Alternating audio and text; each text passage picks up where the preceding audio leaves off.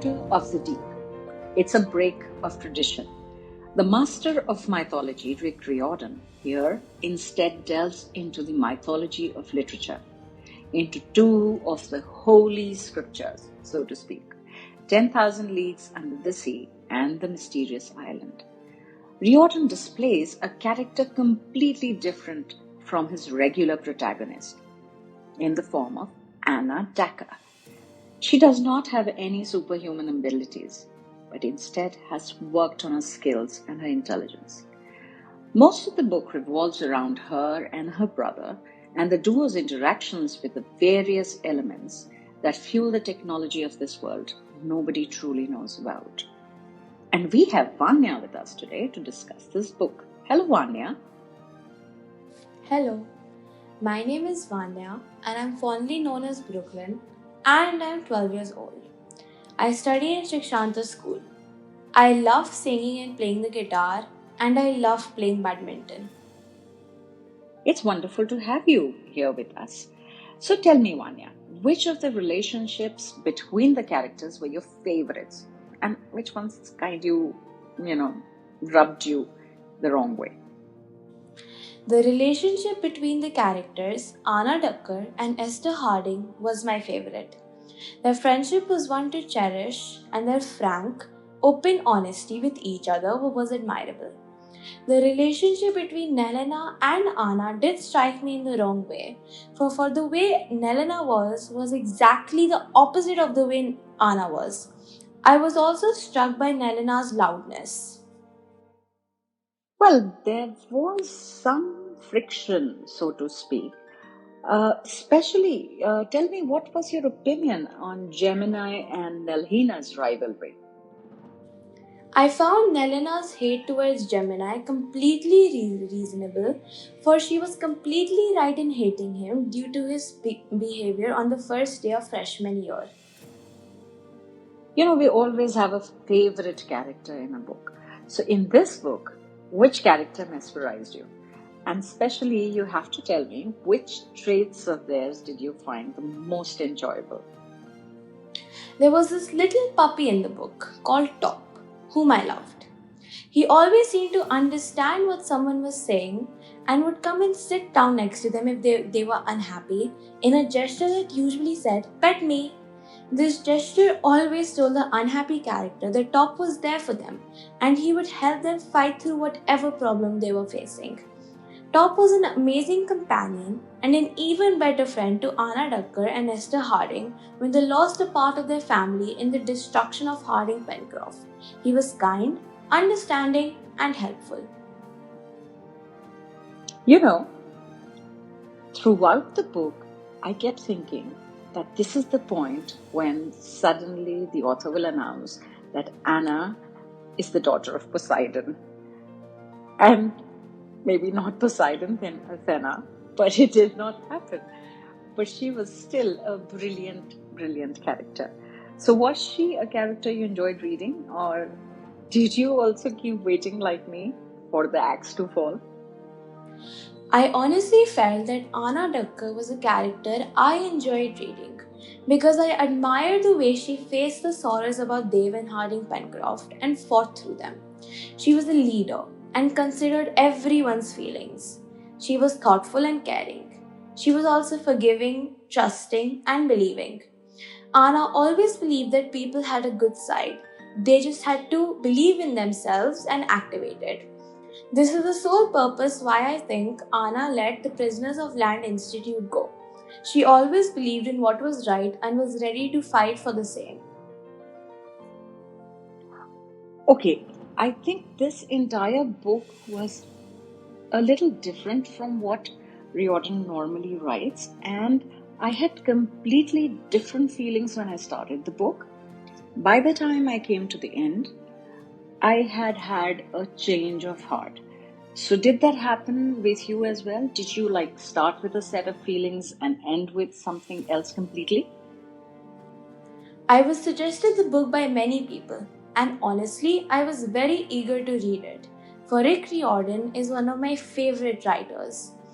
I had read the book summary and reviews about it, and I liked them very much. I was a little surprised about the fictional character Nemo at first, but I loved the way Rick Riordan fitted in him, like a perfect jigsaw puzzle piece. When I ended the book, I loved it. The terms friendship, bravery, and sacrifice were awesomely expressed in this story. Okay, spoiler alert. In the closing minutes of the book, how did your opinion of Dave and Anna's relationship change?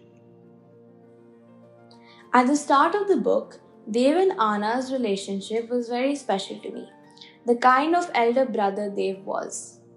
Never once did the thought enter my brain that Dev could be the inside help. At the closing minutes of the book, when Dev was announced as the enemy, my heart fell. Still, there were moments when I hated Dev. I loved the way Anna handled him after capturing him with a lot of love, care, and compassion, even after all that she had been through. There are negative elements in the book, and they tend to bog you down at times, but there are certain characters who kind of kept you uplifted. Which was that character for you? The most enjoyable character in the book, who made sure I didn't get bogged down by the negative elements of the book, was Stop. The little puppy was said to be so cute and understanding, and always happy that whenever he came in, I just had to smile. Tell me, Vanya, if you had to make one change to one plot element, only one, mind you, what would it be? How would you be the fairy godmother? I really like the book as it is, but if I had to change one plot element, it would be that Dave wasn't with the enemy. I know that this is what brings the excitement in the last few pages, but I really hated the sorrow and sadness Anna felt, the surprise, the hatred, the loss. She was really very upset, as Dave was the last living member of her family. I shared her surprise when Dave's voice blared through the speakers on Nautilus. I felt the pain with her when she had to make plans to overthrow and destroy Aronnax, killing Dave along with it. Oh, thank you very much, Vanya. It has been a pleasure having you here. And I hope you are enjoying your time with Bookbibuli. That's been our endeavor, not only to bring the stereotyped books by an author, but books which change your perspective, books with a difference. I find Bookbibuli a very informative platform. For young readers like myself and many others, Bookbibuli helps to discover enchanting new books to add to one's book list. So, I thank Bookbibuli for giving me this wonderful opportunity to share about a book I enjoyed reading. And thank you to the readers for listening to my perspective on this wonderful fictional story. So, there, friends, once more, Daughter of the Deep. It's a superb book with a variety of characters, themes, writing, and a superb new interpretation of Jules Verne's The Mysterious Island and 10,000 Leagues Under the Sea.